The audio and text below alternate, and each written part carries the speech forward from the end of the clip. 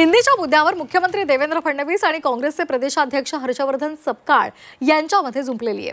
हिंदी लादून भाजप आरएसएसला मराठी भाषा संपवायची असल्याचा आरोप हर्षवर्धन सपकाळ यांनी केलाय।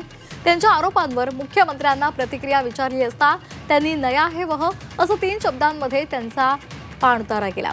हर्षवर्धन सपकाळ यांनी फडणवीसांच्या या वक्तव्यावर पुन्हा एकदा ट्विटद्वारे टीका केली।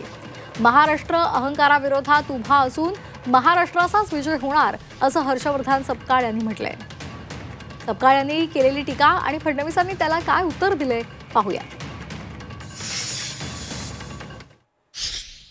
भारतीय जनता पक्षाने जे राष्ट्रीय स्वयंसेवक संघाचं तत्वज्ञान जे आहे हिंदी हिंदू आणि हिंदू राष्ट्र याची अंमलबजावणी करत असताना मराठी चिरडून टाकण्याचा जो त्यांचा प्रयत्न आहे हा हाणून पाडला पाहिजे।